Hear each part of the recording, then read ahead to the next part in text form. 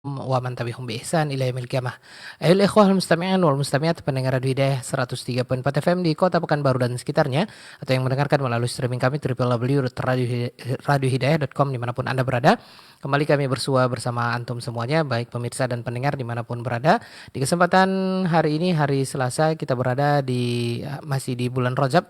Kita berada di tanggal 17 Rajab 1447 Hijriah, bertepatan hari ini ya Selasa di hari yang ke-6 bulan Januari 2026. Pendengar dan pemirsa dimanapun Anda berada, senang sekali rasanya kita bersua kembali dalam kajian rutin bersama guru kita yang sudah hadir di studio, Al-Ustaz Jeffrey Halim LCMA Hafizahullah Ta'ala. Lanjutan pembahasan fikih yang bermadzhab Syafi'iyah yang diambil dari kitab Matan Abu Syuja atau Al-Ghayah wa Taqrib. Di kesempatan sebelumnya kita mendengarkan syarat haji, dan sekarang kita akan beralih ke pembahasan rukun haji. Masih pembahasan terkait dengan ibadah haji. Baik kaum muslimin dan muslimah rahimanillah wa yakum jami'an, sebelum kita lanjutkan untuk membahas rukun haji, kita buka dulu kesempatan untuk menyapa beliau dengan hangat. Guru kita Al-Ustaz Jeffrey Halim LCMA Hafizahullah Ta'ala. Assalamualaikum ya Ustazana. Waalaikumsalam warahmatullahi wabarakatuh. Masya Allah. Kaifa haluka ya Ustazana? Alhamdulillah bi khair. Hayakumullah wa barakallahu fikum. Ya, mu'afika barakallah ya Ustazana wa barakallahu fikum.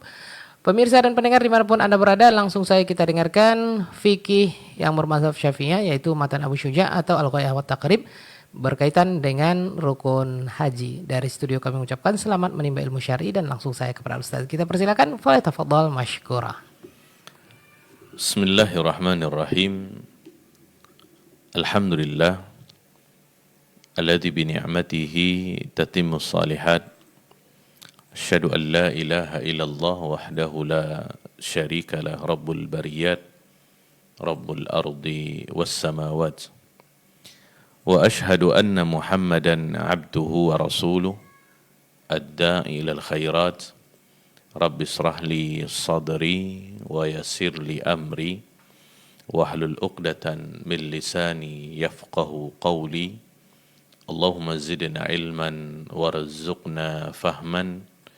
Allahumma 'allimna bima yanfa'una wanfa'na bima 'allamtana innaka 'ala kulli syai'in qadir. Allahumma ya hayyu ya qayyum bi rahmatika nastaghits fa aslih lana sya'nana kullah wa la takilna ila anfusina tarfata ain. Kaum muslimin dan muslimat, para pemirsa dan pendengar dimanapun antum dan antuna berada, yang semoga senantiasa dirahmati dan diberkahi oleh Allah Subhanahu wa ta'ala.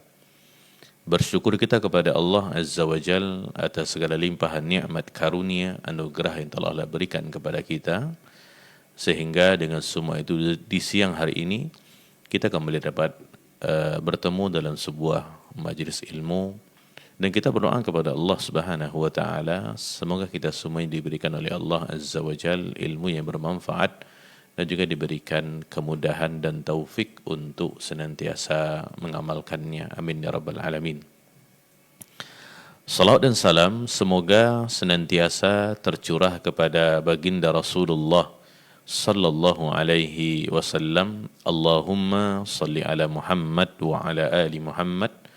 Semoga salawat dan salam tersebut juga tercurah kepada keluarga beliau, kepada istri-istri beliau ummahatul mukminin, kepada anak-anak beliau, kepada para sahabat radhiyallahu anhum ajma'in, dan orang-orang yang senantiasa istiqamah di dalam mengikuti sunnah-sunnah Nabi Muhammad sallallahu alaihi wasallam ila qiyamis sa'ah.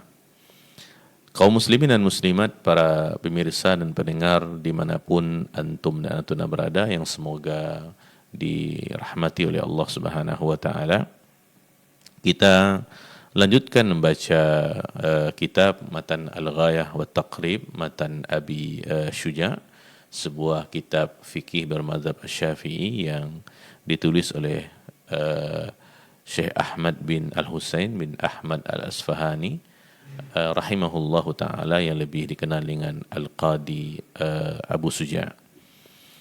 Kita masih di Kitabul Hajj, ya. Ini pertemuan yang berikutnya setelah pada pertemuan yang lalu kita membahas tentang masalah syurutul hajj, syarat-syarat haji. Ya, sekarang kita akan membahas tentang masalah arkanul hajj, yaitu rukun-rukun haji. Seperti yang sudah kita sampaikan sebelumnya, bahwasanya dua hal ini, syarat dan rukun, adalah perkara yang harus dalam sebuah ibadah. Makanya sebagian ulama mengatakan, ulama usul, adanya syarat, adanya hukum. Tidak adanya syarat, tidak adanya hukum. Sama halnya dengan rukun. Adanya rukun, adanya ibadah. Tidak adanya rukun, tidak ada ibadah. Dan rukun tidak tergantikan dengan apapun. Ya, kalau dalam sholat tidak tergantikan dengan sujud sahwi, kalau dalam haji tidak tergantikan dengan dam ataupun membayar denda. Nah, di sini beliau mengatakan rahimahullah, arkanul hajj, rukun-rukun haji, wa arkanul haji arba'atun. Rukun haji itu ada 4. Al-ihramu ma'an niyah, yang pertama adalah ihram dengan niat. Yang kedua wal wukuf bi Arafah, ini wukuf di padang Arafah.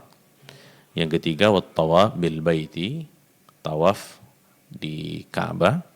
Kemudian yang keempat was-sa'yu bainas Safa wal Marwa, dan sa'i di antara bukit Safa dan bukit Marwa.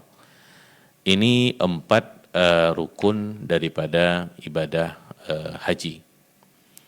Dan kalau kita perhatikan di dalam mazhabnya Asy-Syafi'i, dalam riwayat yang lainnya disebutkan rukun haji itu ada 6, ya, bukan 4. Ya, walaupun mayoritas ulama mengatakan rukun haji itu ada 4, dia seperti yang disebutkan dalam kitab Al-Ghayah wa Taqrib ini. Tambahan daripada 2 rukun dalam mazhabnya Asy-Syafi'i adalah al-halq wa taqsir, ini mencukur habis rambut ataupun memendekkannya, ya. Kemudian yang berikutnya disebutkan oleh di dalam mazhabnya Asy-Syafi'i, ya, setelah menggundul, ya, kemudian juga tertib ini maksudnya berurutan di dalam mengerjakan amaliyah haji. Ya, jadi harus niat ihram dulu, kemudian wukuf di Arafah, kemudian tawaf ifadah, kemudian sa'i, kemudian mencukur dan menggundul rambut. Ini tambahan daripada 4 rukun haji yang dalam mazhabnya Syafi'i menjadi 6. Cuman di dalam buku ini ada 4 sesuai dengan kesepakatan para ulama tentang masalah ini. Baik kaum muslimin dan muslimat, para pemirsa dan pendengar yang dimuliakan oleh Allah Subhanahu wa taala, jadi rukun seperti yang sudah kita sampaikan tadi adalah sesuatu yang harus dalam sebuah ibadah. Terkhusus di sini adalah ibadah haji. Ya, jadi 4 rukun ini harus ada, ya, untuk dikatakan ibadah haji seseorang menjadi sah ketika memenuhi 4 rukun ini. Jadi ada ihram dengan niatnya, kemudian ada wukuf di Arafahnya, kemudian ada tawaf, kemudian juga ada sa'inya. Ya, dan tertinggalnya satu di antara 4 rukun ini itu berdampak kepada tidak sahnya ibadah haji. Dan tidak bisa ditutupi dengan membayar dam, ya, yang diwujudkan dengan menyembelih seekor kambing. Ya, tetapi kalau yang tertinggal itu adalah wajibat, ya, ini wajib haji, ya, seperti kewajiban untuk berniat di miqat contohnya, ya, kemudian juga harus berada di Arafah mulai daripada tergelincirnya matahari sampai terbenamnya matahari. Ini termasuk di antara wajibatul hajj. Nah, kalau hal-hal ini tidak terpenuhi, maka jamaah haji bisa menutupinya dengan membayar dam. Itulah bedanya rukun haji dengan wajib haji. Ya, dan kalau kita ingin kondisikan, dia lebih kurang sama, bahkan persis seperti rukun salat dan juga wajib salat. Yang mana ketika seseorang tertinggal rukun salat, maka dia harus mengulangnya atau kembali untuk mengambilnya. Kalau tidak, maka ibadah salatnya tidak sah dan tidak bisa ditutupi dengan sujud sahwi. Tapi kalau yang tertinggal itu adalah wajib daripada salat, maka itu boleh ditutupi dengan sujud sahwi. Itu pun kalau tertinggal karena lupa. Kalau ditinggalkan karena sengaja, itu jelas akan membatalkan ibadah salatnya. Baik kaum muslimin dan muslimat, para pemirsa dan pendengar yang dimuliakan oleh Allah Subhanahu wa taala. Di sini pertama beliau mengatakan al-ihram ma'an niyyah. Ya, ihram dengan niat. Ya, jadi ketika seseorang sudah berniat untuk melaksanakan ibadah haji, ya, maka yang pertama yang harus dia lakukan adalah melaksanakan ihram. Ihram sejatinya diwujudkan dengan memakai pakaian ihram khusus laki-laki, ya, ada bagian atasnya disebut dengan rida, ada bagian bawahnya disebut dengan izar, kemudian dilengkapi dengan niat bahwasanya masuk ke dalam nusuk dan ibadah. Ya, dan kita mengetahui bahwasanya dalam ibadah haji ini ada 3 bentuk amaliyahnya. Ya, ada namanya haji tamattu', kemudian juga yang kedua ada namanya haji qiran, kemudian yang ketiga ada namanya haji ifrad. Ya, haji tamattu' ketika seseorang memisahkan di antara ibadah haji dengan umrah. Jadi dia umrah dulu, kemudian setelahnya baru haji. Ya, dan di situ harus ada penyembelihannya, hadyunnya. Kemudian yang kalau qiran dilaksanakan secara bersamaan dan juga ada hadyunnya. Kalau ifrad itu hanya haji saja tapi tidak ada hadyunnya. Nah, ini nanti akan kita terangkan pada kesempatan yang lain. Jadi ketika seseorang melaksanakan haji, maka rukun yang pertama yang harus dilakukan adalah ihram. Ya, ihram, melaksanakan ihram dengan niat. Jadi ihram ini sebenarnya adalah ketika dia sudah berihram, diwujudkan dengan niat untuk memasuki nusuk dalam sebuah ibadah. Jadi kalau dia ambil tamattu' maka tamattu', kalau dia ambil haji qiran maka dia qiran, kalau dia ambil haji ifrad maka ifrad. Tapi yang seperti kita ketahui, kebanyakan daripada jamaah haji Indonesia itu mengambil haji tamattu', yang mana mereka melakukan perjalanan haji diawali dengan umroh dahulu, setelahnya nanti di hari H-nya mulai di tanggal 8 Zulhijjah baru mereka nanti akan melaksanakan ibadah haji. Jadi tamattu' itu lebih kepada rehat, ya. Ya, jadi ada jeda di antara ibadah umroh dengan ibadah haji, makanya disebut dengan tamattu'. Ya, dan ini sebenarnya kalau kita pahami bukan sekedar untuk beristirahat, berehat, bukan, tetapi diberikan jeda ini adalah bentuk daripada nusuk itu sendiri sebenarnya. Ya, oleh karena jamaah ketika melaksanakan ibadah haji dan mereka mengambil haji tamattu', ya, seharusnya mereka memahami bahwasanya mereka senantiasa berada dalam ibadah tersebut. Ya.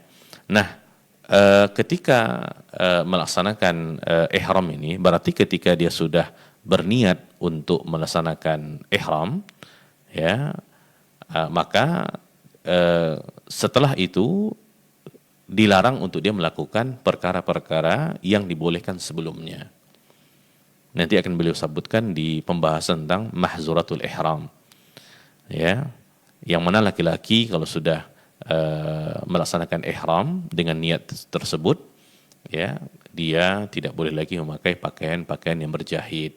Dia tidak boleh lagi menutup kepalanya.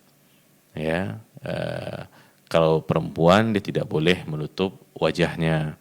Ini diantara mahzuratul ihram. Jadi ketika seseorang sudah melafazkan berniat, ya, yang kita ketahui niat di dalam hati, kemudian setelah dia meniatkan itu, maka tidak boleh bagi dia untuk melakukan perkara-perkara yang dilarang setelah dia ihram.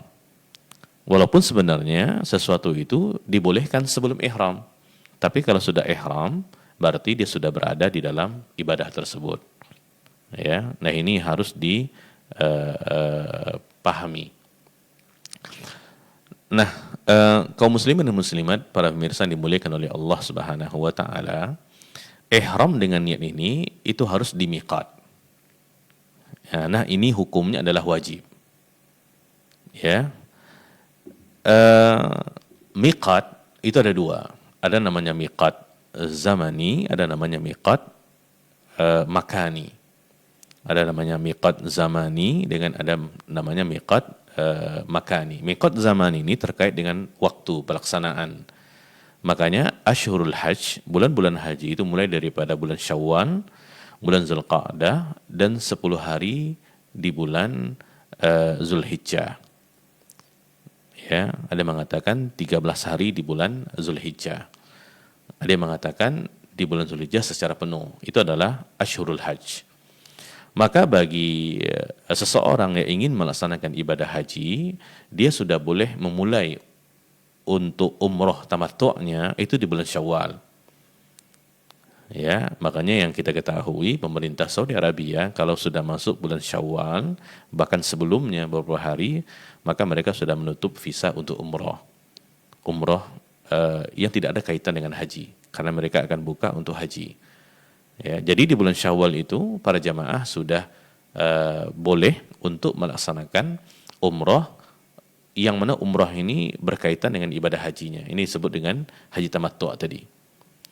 Kemudian yang kedua ada namanya miqat makani. Ini miqat yang berkaitan dengan tempat. Ya, yang mana miqat ini adalah untuk penduduknya, untuk penduduk tempat-tempat ini, kalau mereka ingin berangkat haji, atau orang-orang yang melalui tempat ini, yang bukan berasal daripada penduduk yang ada di situ. Ya, ini miqat makani namanya. Disebutkan ada beberapa miqat makani ini. Yang pertama adalah untuk penduduk kota Madinah dan orang yang melaluinya, miqatnya adalah Zulhulaifah. Ini Bir Ali yang sangat terkenal kalau di kita. Karena jemaah haji ataupun umroh Indonesia ketika mereka berangkat untuk haji dan umroh, itu biasanya miqat mereka adalah Zulhulaifah, Bir Ali ini. Nah, para jemaah ketika sudah berada di Bir Ali, maka disunnahkan kepada mereka untuk melaksanakan ihram. Ya, ihram dengan niat. Ini setelah melaksanakan ibadah. Jadi kalau saat ini sampai di situ ketika waktu sholat, ya bisa di zuhur atau asar, maka sholat zuhur, sholat asar. Nah, setelahnya baru berniat untuk ihram. Apakah ihramnya umrah? Maka disebut labbaik Allahumma umratan, ataupun untuk haji, maka disebutkan labbaik Allahumma hajjan. Ya, kalau seandainya ihramnya untuk melaksanakan ibadah haji. Jadi kalau seandainya sampai di situ bertepatan dengan bukan waktu salat, maka salat seperti biasa, kita boleh salat duha kalau waktu duha, atau kita boleh salat tahiyatul masjid. Yang perlu kita ketahui adalah tidak ada salat khusus untuk ihram. Ya, tidak ada salat khusus untuk ihram. Maksudnya adalah kita datang ke situ untuk salat 2 rakaat ihram, itu tidak ada. Jadi bertepatan dengan keadaan dan waktunya. Kalau kita masuk tidak pada waktu salat, maka kita salat sunat. Kalau bertepatan dengan waktu duha, kita salat duha. Kalau bertepatan dengan dini hari contohnya, kita sampai di situ ya di jam 2, 3 dan seterusnya sebelum subuh, maka kita salat malam, ataupun salat tahiyatul masjid. Nah, setelahnya kita menaiki kendaraan yang membawa kita, maka kita di situ mengucapkan melafazkan niat. Ya, ini oleh karenanya berniat di miqat ini merupakan wajib daripada ihram. Wajib daripada ihram. Nah, ketika seseorang sudah sampai di miqat, ya, tetapi dia tidak berniat, bahkan sudah melewati miqat, kalau dia melakukan dengan sengaja, ya, kalau dia melakukan dengan sengaja perbuatan tersebut, maka bisa berakibat kepada batalnya ibadah umroh ataupun hajinya. Maka seharusnya dia kembali. Kalau jaraknya dekat, dia kembali ke miqat dan berniat daripada situ. Kalau tidak, maka dia bisa membayar dam kalau seandainya sesuatu terjadi. Nah, di sini para pemirsa dan pendengar yang dimuliakan oleh Allah Subhanahu wa taala, itu Zulhulaifah, ya. Ini miqatnya penduduk kota Madinah dan orang-orang yang melewati Zulhulaifah ini. Kemudian untuk ahli Syam, Mesir, itu Al-Juhfah. Ya. Kemudian untuk ahli Najd, dia adalah Qarnul Manazil. Untuk ahli Yaman, ya, itu namanya Yalamlam. Dan ini Yalamlam ini juga termasuk miqatnya jamaah haji dan umrohnya Indonesia ketika mereka melintasi Jeddah. Jadi Jeddah itu bukan miqat, ya, bukan miqat dalam artian bukan tempat berniat. Yang miqat itu adalah Yalamlam. Biasanya ketika jamaah haji atau umroh yang ketika mereka berangkat itu langsung melaksanakan umroh ke kota Mekah, jadi mereka akan turun di Jeddah. Nah, sebelum sampai di Jeddah, mereka akan melintasi sebuah miqat namanya Yalamlam. Ini Yalamlam ini sebenarnya adalah miqatnya penduduk kota Yaman. Namun ketika jamaah umroh dan haji melewati ini, maka mereka miqat di situ. Makanya pembimbing harus memperhatikan hal-hal seperti ini, ya, harus disampaikan kepada para jamaah untuk memakai pakaian ihram sebelum itu, ya, nanti ketika melepasi atau melintasi Yalamlam, biasanya nanti kru daripada pesawat akan memberitahu bahwasanya dalam jangka waktu semenit ataupun 2 menit kita akan melintasi Yalamlam miqat.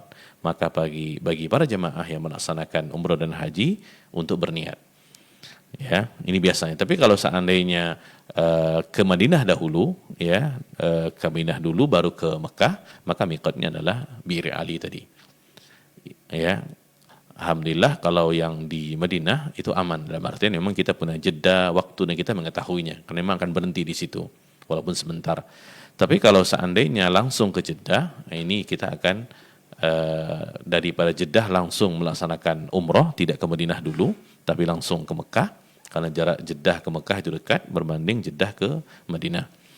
Ya, jadi Yalamlam ini adalah miqatnya penduduk Yaman dan orang-orang yang melintasi Yalamlam ini. Kemudian satu lagi namanya adalah untuk ahli Irak, namanya Zul'irq. Ini adalah miqat makani yang berkaitan dengan tempat. Jadi berihram di miqat, ya, itu adalah wajib haji dan juga wajib umrah. Yang mana ketika seseorang ketika sudah berada di miqat, ya, tetapi dia tidak berniat, tapi dia berniat setelahnya, ya, setelah melewati daripada miqat tersebut, maka dia harus membayar dam. Ya, kalau seandainya jaraknya dekat dan memungkinkan untuk dia kembali, ya, biasanya kalau jemaah umroh dan haji itu kan biasanya berombongan, ya, makanya memang pembimbing itu sangat penting di dalam memberikan arahan-arahan kepada para jemaah. Apalagi ini sekali-sekali melaksanakannya, apalagi itu adalah ibadah haji yang mungkin melaksanakannya sekali seumur hidup. Jadi kalau tidak diberikan aba-aba sebelum dan sesudahnya, ya, sebelum itu maksudnya sebelum turun daripada busnya, ya, ataupun setelah naik nanti, kalau tidak diberikan aba-aba, dikhawatirkan nanti ada di antara para jamaah yang tidak berniat, ya. Dan sebagian menganggap bahwasanya ketika dia sudah memakai pakaian ihram itu sudah niat, itu belum.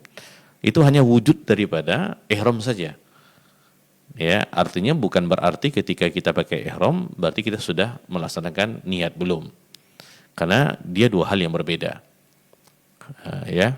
Makanya tadi ya, contohnya ketika para jamaah berangkat daripada Jakarta contohnya, atau di mana saja dari kota Indonesia, kemudian ke Jeddah, daripada Jeddah ke Mekah, ya, itu biasanya ketika mereka berangkat itu harus diberitahu bahwasanya mereka memakai pakaian ihram dulu.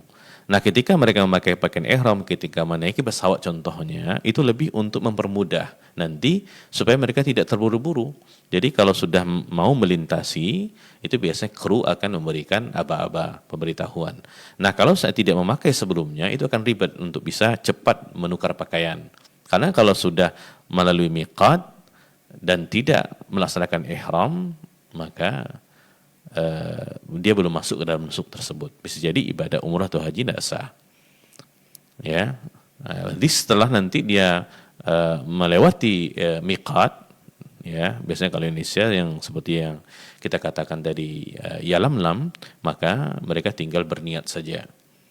Ya, kalau di umrah dia mengatakan labbaik Allahumma umratan, kalau di haji dia mengatakan labbaik Allahumma hajjan. Nah, setelahnya disunahkan untuk memperbanyak ucapan-ucapan daripada talbiyah. Ya, labbaik Allahumma labbaik, labbaik la syarika laka labbaik, innal hamda wan ni'mata laka wal mulk la syarika lak. Ini di antara syiarnya jamaah umrah dan haji. Karena di pertemuan yang lalu kita sampaikan bahwasanya jamaah haji ketika mereka berangkat haji dan umrah, sejatinya mereka adalah duyufur rahman, tetamu-tetamunya Allah Subhanahu wa taala. Jadi sepanjang perjalanan setelah mereka ihram, maka mereka disunnahkan menyebut labbaik Allahumma labbaik, ya Allah aku menyambut seruanmu ya Allah, ya Allah aku memenuhi undanganmu ya Allah, aku datang karenamu, aku datang untuk menyambut undanganmu ya Allah, bukan karena orang lain, bukan untuk dipuji, bukan untuk dipuja dan seterusnya. Inilah yang dikatakan ikhlas tadi. Nah, jadi ketika kita memahami hal-hal seperti ini, maka kita akan sangat menghayati bahwasanya kedatangan kita itu bukan sebatas untuk berrekreasi atau apapun namanya, tapi adalah untuk beribadah kepada Allah Subhanahu wa taala. Maka tidak boleh hilang fokus ketika itu. Baik para pemirsa dan pendengar yang dimuliakan oleh Allah Subhanahu wa taala. Setelahnya, setelah ihram dengan niat ini, ya, yang kedua beliau mengatakan al-wuquf bi Arafah. Ya, ini wukuf di Arafah. Ini merupakan rukun yang paling besar ya. Ya. Karena Nabi mengatakan al-hajju Arafah. Haji itu adalah Arafah. Ya. Dan inilah yang membedakan di antara ibadah haji dengan ibadah umrah. Ya, kalau ibadah umrah hanya 3 saja rukunnya, tidak ada wukuf di Arafahnya, sedangkan kalau haji itu sama 3 itu dengan umrah, satu perbedaannya adalah wukuf di Arafah. Ya, ini sangat penting wukuf di Arafah ini. Maka yang harus diperhatikan ya ketika seseorang wukuf di Arafah adalah dia harus memastikan ya. Jadi yang rukun itu adalah wukuf di Arafahnya. Maka dipastikan ketika mulai wukuf itu tergelincirnya matahari, ya, dipastikan para jamaah haji ketika itu memang berada di kawasan Arafah. Dan alhamdulillah kerajaan Saudi Arabia, ya, jazahumullahu khairan, itu sangat-sangat membantu kaum muslimin dan muslimah di dalam melaksanakan ibadah haji mereka, sehingga mereka sudah membuat rambu-rambu, mereka sudah membuat tanda-tanda dengan berbagai bahasa bahwasanya mulai Arafah di sini, akhir Arafah di sini, ya, agar ketika wukuf di Arafah itu para jamaah haji memang berada di Arafah. Kalau seandainya ketika sudah mulai wukuf, ya, ada di antara para jamaah yang tidak berada di Arafah dan dia merasa berada di Arafah, karena itu mungkin terjadi, ya, bisa jadi terpisah di rombongannya, ya, karena orang sangat ramai ketika itu, apalagi kalau dia baru pertama kali melaksanakan haji ataupun umroh, ya, karena kalau umroh salah satu di antara hal yang dilakukan oleh sebagian adalah mereka membawa para jamaah ini untuk melihat keadaan-keadaan ataupun Masyairul Haram. Di situ dilihatkan ini Muzdalifahnya, ini Minanya, gitu ya, diketahui gitu. Ada sebagian tidak tahu sama sekali, sehingga ketika dia terpisah dari rombongannya, dia merasa ini Arafah gitu, padahal bukan. Kalau itu terjadi itu sangat fatal. Ya. Nah, untuk wukuf di Arafah itu dimulai daripada tergelincirnya matahari, ya, sampai pada malam harinya sebelum terbitnya fajar. Ya, ini waktu wukuf di Arafah.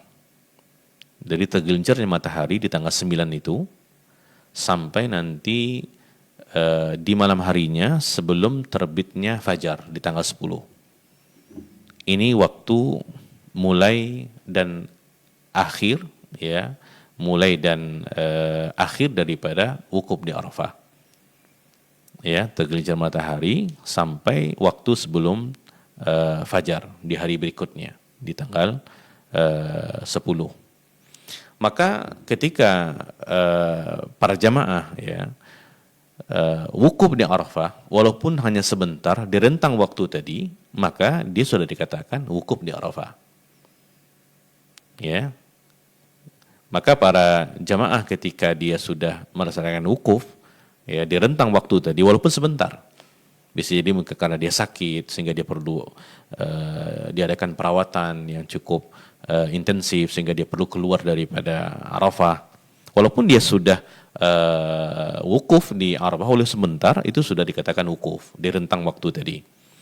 Tapi kalau seandainya dia sampai, contohnya ya, kita tidak tahu ada terjadi apa-apa di perjalanan, ya, sehingga mungkin dia sampai di Arafah itu setelah subuh, contohnya, maka tidak ada lagi ibadah haji untuknya, karena waktunya sudah lewat gitu. Ya, tapi kalau dia sampai sebelum fajar walaupun sebentar, ya, sebelum fajar walaupun sebentar, ya, maka dia dianggap wukuf di Arafah. Nah, ada waktu wajibnya gitu. Jadi wajibnya para jamaah haji berada di Arafah itu ada daripada tergelincirnya matahari sampai terbenamnya matahari di hari itu. Ini waktu wajib. Artinya para jamaah tidak boleh keluar daripada Arafah sebelum waktu itu, kecuali orang-orang yang uzur, orang-orang tua, orang-orang yang uzur, anak-anak kecil, itu diberikan keringanan. Nah, orang-orang yang tidak seperti itu, yang mereka bukan termasuk daripada kalangan ashabul a'zar, ya, orang-orang yang diberikan keringanan, maka mereka wajib berada di Arafah mulai tergelincirnya matahari sampai nanti terbenamnya matahari di hari itu. Ya, nah, ini waktu wajibnya untuk dia berada di Arafah. Maka kalau seandainya seseorang bisa jadi mungkin terjadi sesuatu, ya, dia sampai mungkin setelah Isya contohnya, ya, maka hukumnya tidak sah. Cuman dia harus membayar dam karena dia sudah melewati wajib wukufnya di Arafah tadi. Ya, ini harus dipahami. Oleh karenanya memang wukuf di Arafah ini perkara yang sangat penting, ya, untuk diperhatikan dengan segala keutamaan-keutamaannya, karena ketika itu Allah Subhanahu wa taala turun, ya, ke permukaan bumi, disebutkan dalam hadis Nabi sallallahu alaihi wasallam. Nabi sallallahu alaihi wasallam bersabda, "Ma min yaumin aktsara min ay yu'tiqallahu fihi 'abdan minan nar min yaumi Arafah wa innahu la yadnu thumma yubahi bihimul malaikata fayaqul ma arada haula." Tidak ada hari yang paling banyak Allah Subhanahu wa taala membebaskan hambanya dari neraka daripada hari Arafah. Dan sesungguhnya Allah Subhanahu wa taala mendekat, lalu Allah Subhanahu wa taala yubahi bihimul malaika, Allah membanggakan para jemaah haji kepada para malaikat, fayaqul, maka Allah mengatakan kepada para malaikat, ma arada haula, apa yang diinginkan oleh mereka para jemaah ini. Dalam hadis yang lainnya juga Nabi sallallahu alaihi wasallam bersabda, hadis yang tadi itu dalam Sahih Muslim. Nabi juga bersabda, fa idza waqafa bi Arafah fa inna Allah azza wa jalla yanzilu ila as-sama'i ad-dunya fa yaqul unduru ila ibadi syu'than ghubara ishhadu anni qad ghafartu lahum dhunubahum wa in kana adada qatri as-sama'i wa ramli alij.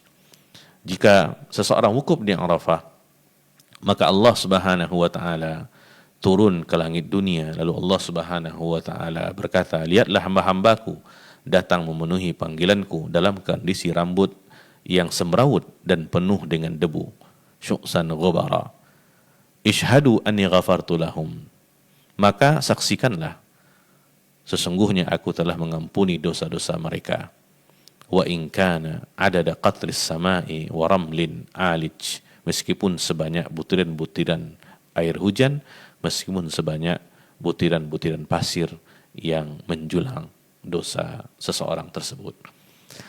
Ini keutamaan yang luar biasa, para pemirsa dan pendengar yang dimuliakan Allah Subhanahu wa taala, yang hanya didapatkan oleh para jamaah haji saja. Tentu yang ikhlas karena Allah Subhanahu wa taala. Makanya di poin yang pertemuan sebelumnya sudah kita sampaikan berkali-kali tentang masalah pentingnya ikhlas ketika melaksanakan ibadah haji ini. Sebenarnya ikhlas ini untuk semua ibadah.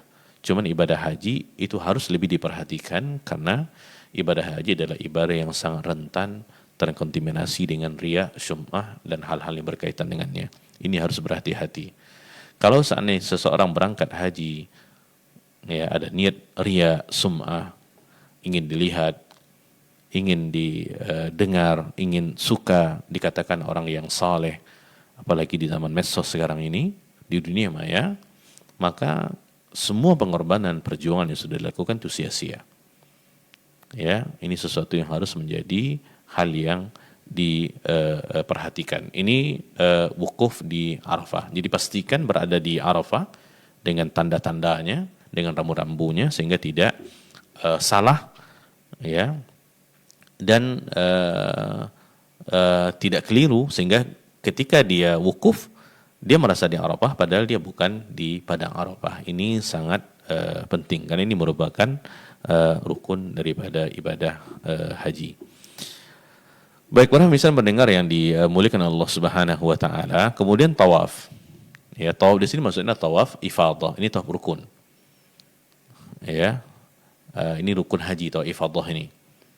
Ya, tawaf adalah mengelilingi Ka'bah dengan tata cara tertentu yang sudah diatur oleh syariat sebanyak 7 kali, dimulai daripada Hajar Aswad berakhir di Hajar Aswad dan menjadikan Ka'bah di sebelah kirinya. Ya, ini tawaf. Oleh karena ketika kita tawaf itu kita mulai daripada Hajar Aswad, nanti kita akan ketemu dengan Ruknus Syami, kemudian kita akan bertemu lagi dengan Ruknus Syami yang kedua, setelah kita akan bertemu dengan Ruknul Yamani. Ka'bah itu seperti kita katakan ada 4 sudutnya. Dan tidak ada bacaan-bacaan khusus yang perlu kita baca ketika kita tawaf. Jadi kita mau baca Quran boleh, mau berzikir boleh, mau berdoa juga lebih dianjurkan, ya. Dan tidak ada bacaan-bacaan khusus, ya. Dan tidak perlu dan juga tidak dibenarkan ketika berdoa berzikir dengan suara yang keras, apalagi dengan satu komando, satu menyebutkan diikuti oleh yang lain. Ini sangat mengganggu para jemaah yang lainnya ketika mereka melaksanakan tawaf ini, ya. Karena ingat kita berada di rumahnya Allah Subhanahu wa taala. Nah, ketika kita beribadah, kita juga harus mengikuti tuntunan daripada Nabi sallallahu alaihi wasallam, bagaimana caranya beliau sallallahu alaihi wasallam juga para sahabat melaksanakan tawaf. Ya, jadi ketika tawaf mengelilingi Ka'bah itu harus dengan penuh khusyuk, kita dalam keadaan beribadah kepada Allah Subhanahu wa taala. Ya, jadi mulai daripada Hajar Aswad sampai nanti ke Ruknul Yamani. Hanya 2 sudut ini yang perlu kita, kalau ingin kita menyentuhnya, terutama di Hajar Aswad kalau memungkinkan, kemudian juga Ruknul Yamani. Sedangkan sisi lainnya daripada Ka'bah kita tidak perlu untuk menyentuh ataupun melakukan sesuatu ritual khusus untuk berdoa dan lain-lainnya gitu. Karena nanti di pintu Ka'bah yang namanya Multazam itu kita disunnahkan untuk berdoa, tapi ini khusus untuk jamaah laki-laki saja, karena dia akan menempelkan seluruh tubuhnya seperti orang yang sedang bersegayut kemudian dia berdoa, dan ini tidak anjurkan kepada wanita. Ya, jadi dia 7 putaran, dimulai daripada Hajar Aswad, berakhir di Hajar Aswad itu 1 putaran sampai 7 putaran dan seterusnya seperti itu. Ya, dan seperti kita katakan tadi tidak ada doa yang khusus, ya, yang justru malah menyusahkan sebagian para jemaah untuk melihat buku-buku mereka. Bukan tidak boleh melihat catatan-catatan ataupun buku-buku doa-doa yang kecil, boleh, tidak ada masalah. Tapi kalau seandainya di buku-buku tersebut tercantum putaran pertama ini, putaran kedua ini, daripada Hajar Aswad ke Ruknul Syami ini, daripada Ruknul Syami ke Ruknul Syami yang berikutnya dibaca ini, itu yang tidak dibolehkan. Juga yang harus diperhatikan, tidak perlu secara berombongan ya, dengan satu suara, dengan satu komando, karena itu sangat mengganggu para jemaah ketika mereka melaksanakan tawaf. Karena inti daripada tawaf dan juga ibadah-ibadah yang dilakukan di dalam haji secara umum adalah untuk liiqamati dzikrillah, untuk menegakkan zikir kepada Allah, agar kita ingat kepada Allah Subhanahu wa taala. Baik, kemudian yang keempat dia adalah sa'i bainas Safa wal Marwa. Ya, bainas Safa wal Marwa. Ini daripada Bukit Safa ke Marwa 1 putaran, kemudian Marwa ke Safa itu 2 putaran. Berarti ini 7 putaran. Ya, dan berarti kita mulai di Bukit Safa, kemudian kita akan berakhir nanti di Bukit Marwa. Ya, untuk melaksanakan sa'i ini semuanya perlu kepada fisik yang prima. Dia sama seperti tawaf tadi. Tidak ada baca-bacaan khusus di situ. Nanti kalau kita melewati 2 tanda berwarna hijau, maka kita disunnahkan untuk berlari kencang, ya, terutama untuk ini khusus kepada laki-laki saja, tidak untuk wanita. Ya, ini di antara amalan-amalan. Nanti ketika kita mulai sa'i di Safa, maka kita menghadap ke arah kiblat, ke Ka'bah, kemudian kita berzikir dan berdoa, zikir dan berdoa. Juga ketika kita nanti sampai ke Bukit Marwa juga melakukan hal yang sama. Ya, nanti setelah sampai di Marwa di 7 putaran terakhir, ya, yang terakhir, maka kita disunahkan untuk melakukan hal yang sama, zikir dan doa. Doa apa saja, ya, karena kita adalah manusia yang perlu kepada Allah Subhanahu wa taala, minta kepada Allah Subhanahu wa taala, apalagi kita berada di tempat-tempat yang mustajab untuk berdoa. Nah, ketika berjalan daripada sa'i, daripada Safa ke Marwa, melaksanakan sa'i ini, kita juga disunnahkan untuk memperbanyak zikir dan doa kepada Allah Subhanahu wa taala. Tidak ada doa-doa yang khusus yang kita baca. Sibukkan diri kita dengan beribadah, berzikir, berdoa kepada Allah Subhanahu wa taala. Boleh dengan bahasa Arab yang ma'thurat, doa-doanya ini lebih utamakan, doa daripada Al-Qur'an, doa-doa daripada hadis. Yang terpenting ketika kita membaca doa-doa ma'thurat ini, kita minimal memahami dan mengetahui terjemahannya. Jangan sampai ketika kita berdoa nanti kita tidak paham apa kita minta. Ya, nah kalau seperti itu keadaannya, bagaimana mungkin Allah Subhanahu wa taala akan mengijabahkan doa kita? Sedangkan ketika kita berdoa harus sinkron di antara apa yang kita minta dengan apa yang diucapkan lisan kita. Itu dikatakan dengan khusyuk. Ya, itu minimalnya kita paham doa yang kita panjatkan kepada Allah Subhanahu wa taala. Ya, dan kita boleh menggunakan bahasa kita sendiri, bahasa Indonesia. Ya, kalau kita tidak paham dengan ataupun tidak hafal dengan doa-doa yang ma'thurat, ya. Makanya di antara persiapan yang harus dilakukan oleh para jamaah, apakah ketika mereka berangkat umroh apalagi haji, adalah memperbanyak hafalan-hafalan doanya. Ya. Yang mana ketika kita menghafalnya, ya, membacanya itu lebih mendatangkan khusyuk berbanding kalau kita membacanya. Ya, membacanya melalui teks, apakah berbentuk buku kecil ataupun berbentuk tulisan-tulisan saja. Nah, ini dia 4 rukun daripada ibadah haji. Yang pertama tadi adalah ihram dengan niat. Yang kedua adalah wukuf di Arafah, ya. Kemudian juga yang ketiga adalah tawaf. Ya, tawaf di Ka'bah 7 putaran, dimulai daripada Hajar Aswad, berakhir di Hajar Aswad dan menjadikan Ka'bah di sebelah kirinya. Kemudian yang keempat sa'i, ya, di antara Bukit Safa sampai ke Bukit Marwa. Ini juga 7 putaran, dimulai daripada Safa berakhir di Bukit Marwa. Nah, di sini para pemirsa dan pendengar yang dimuliakan oleh Allah Subhanahu wa taala, tambahan yang sudah kita sampaikan tadi bahwasanya di dalam mazhabnya Syafi'i, Dalam riwayat yang lainnya disebutkan ada 6 rukun haji. Termasuk diantaranya adalah al-halqu wa taqsir. Al-halqu ini adalah menggundulkan rambut, ya, karena ini lebih utama, sedangkan taksir adalah memendekkan seluruh rambut. Jadi kalau memendekkan ini tidak boleh hanya satu bahagian saja. Nah ini untuk laki-laki, sedangkan untuk wanita minimal dia memotong 3 helai daripada rambutnya, ya, sepanjang ibu jarinya. Dan kepada kaum wanita ketika melaksanakan taksir ini, itu lebih dianjurkan di tempat-tempat tersembunyi seperti di hotelnya, di penginapan, berbanding dia membukanya di Marwah yang kita lihat kebanyakan juga melakukan hal seperti itu, justru akan membuka auratnya, ya. Kemudian yang keenam di dalam mazhabnya Syafi'i adalah tertib, jadi melaksanakannya secara berurutan, ya. Jadi niat dulu untuk ihram, kemudian wukuf di Arafah, kemudian tawaf ifadah, kemudian sa'i, kemudian baru al-halqu wa taqsir, mencukur dan mengundur rambut. Nah, di sini para pemirsa dan pendengar yang dimuliakan oleh Allah Subhanahu wa taala, yang harus kita ketahui juga ada wajib-wajib daripada hal semua ini.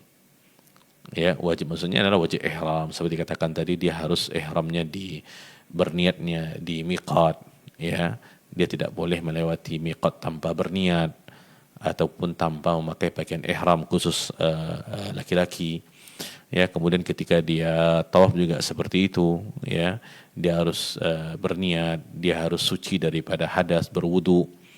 Ya, dia harus menutup aurat. Ya, ini harus diperhatikan hal seperti ini.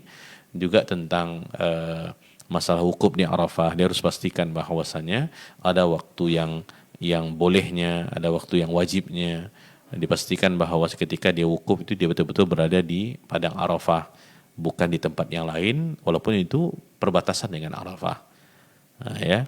Kemudian juga tentang masalah sa'i, ini juga harus diperhatikan karena ini merupakan rukun yang disebutkan oleh kebanyakan para ulama tentang masalah ini. Baik, mungkin ini untuk materi kita pada pertemuan siang hari ini, mudah-mudahan bermanfaat.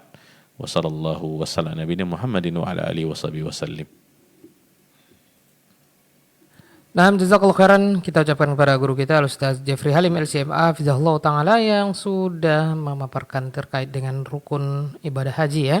Dan ada 2 tambahan pada mazhab Syafi'i tadi sudah kita dengarkan. Dan kaum muslim dan muslimah rahimanillah wa yakum jami'an dimanapun Anda berada, kita akan lanjutkan dengan sesi tanya jawab. Silakan bagi Anda yang ingin bertanya, masih ada waktu kita luangkan untuk bersoal jawab, ya silakan dihubungi nomor yang sudah ada di layar kaca bagi pemirsa yang menonton siaran ini melalui media sosial, ya.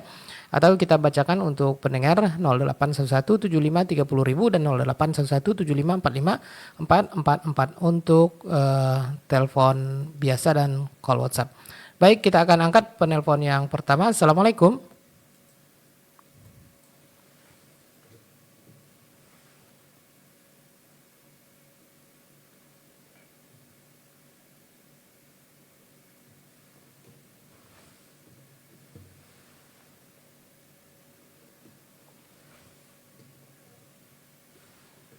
Ya, kita akan angkat untuk pendengar yang sudah di ujung telepon. Assalamualaikum. Ya, dengan siapa di mana?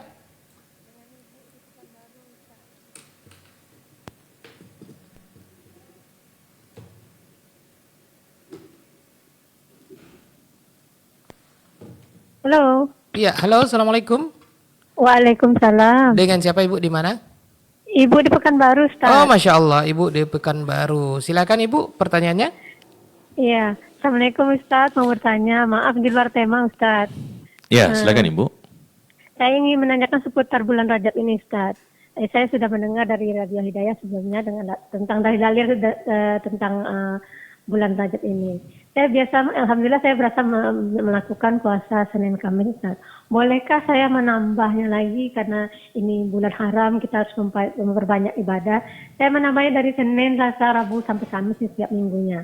Apa hukumnya Ustaz? Apakah salah yang saya lakukan itu? Terima kasih. Assalamualaikum warahmatullahi wabarakatuh.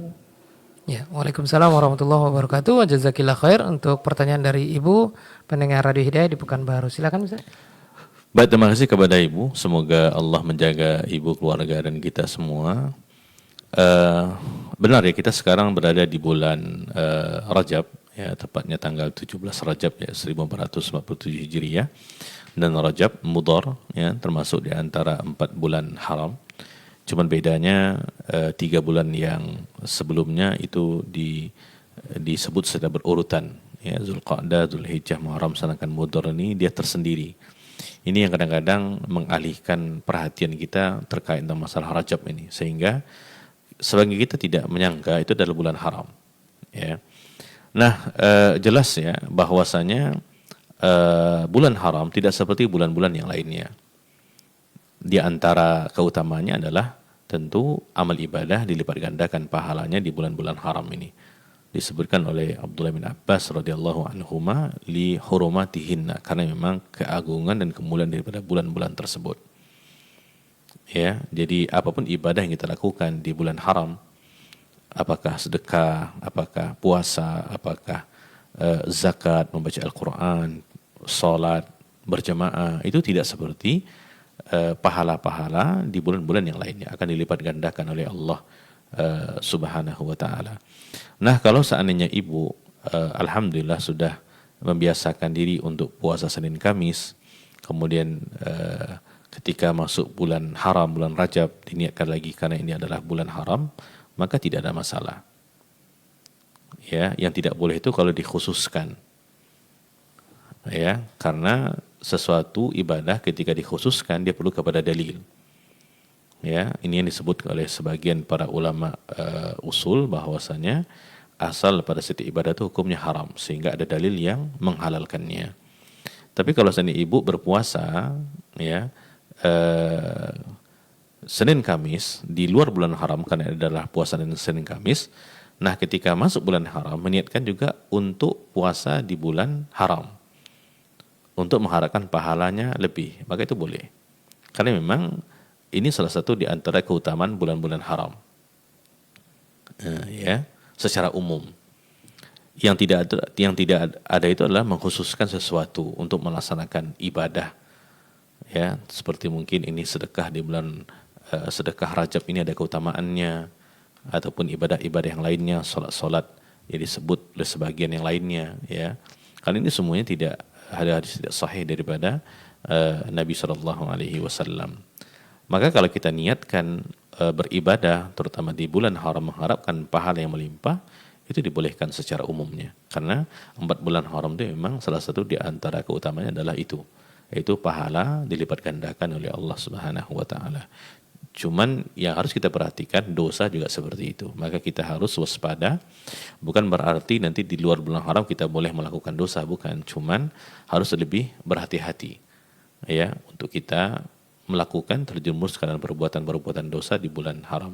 Nah, kalau pahala juga seperti itu. Ya, karena ibadah apapun yang kita laksanakan di bulan haram, ibadah tidak sama pahala seperti bulan-bulan yang lainnya. Mungkin demikian Ibu, semoga diberikan taufik dan hidayah untuk istiqomah beribadah kepada Allah Subhanahu wa taala. Wallahu a'lam wa a'lam bissawab. Ya, nah, jazakallahu khairan atas jawaban nasihat dan penjelasan dari Ustaz ya. Mudah-mudahan Ibu yang bertanya tadi bisa mendengarkan penjelasan dari Ustaz. Baik, kita angkat satu pertanyaan lagi, silakan yang sudah di ujung telepon. Assalamualaikum. Halo. Ya, assalamualaikum. Dengan siapa Bapak, di mana?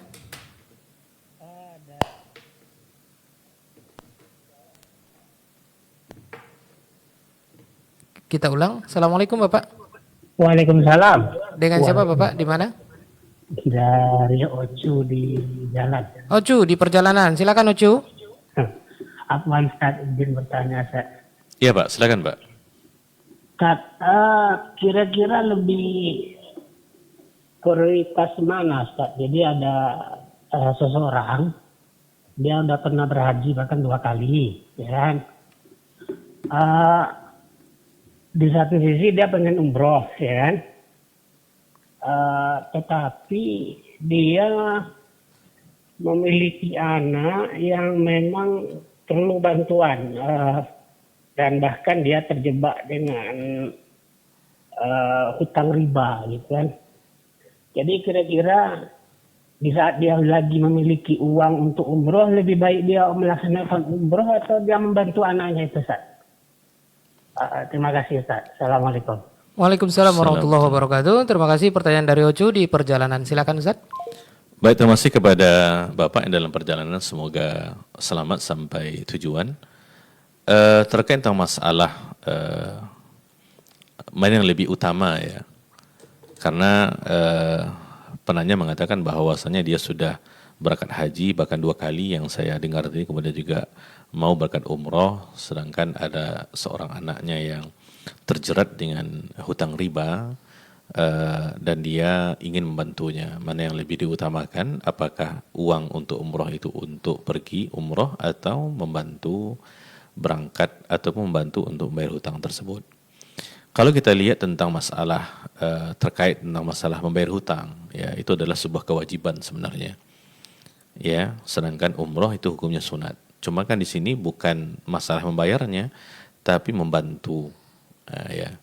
Nah, kalau saya perhatikan wallah alam ya, dalam keadaan seperti ini membantu ya anak, sebenarnya tidak ada kewajiban sih orang tua untuk membantu anak. Justru yang harus itu sebaliknya. Ya. Tetapi kalau seandainya memang kita melihat bahwasanya kita ingin membantu ya agar anak kita ini selamat daripada jeratan riba untuk lunas hutang ribanya, maka membantunya lebih utama berbanding berangkat umroh. Ya, membantunya lebih utama berbanding berangkat umroh, karena memang membayar hutang itu ya, sekalipun itu bukan riba, hutang riba, membayar hutang itu adalah sebuah kewajiban. Nah, disegerakan itu lebih utama berbanding menundanya. Apalagi kalau seandainya itu adalah hutang riba yang kita ketahui setiap hari, setiap bulan itu akan bertambah nominal-nominal daripada bunga dan penaltinya. Maka sesuatu kewajiban kepada kita untuk menolong saudara kita yang dalam jeratan hutang riba ya, ketika kita memiliki kemampuan secara finansial, apalagi ini adalah darah daging kita sendiri. Sedangkan nanti pergi umroh, mudah-mudahan nanti ada sesuatu yang Allah ganti daripada bantuan-bantuan yang kita berikan, karena ketika kita memberikan bantuan, kita bersedekah, dan sedekah kepada kerabat itu adalah 2 pahalanya, sedekah pahala dengan pahala sedekah dan juga pahala menyambung satu rahmi.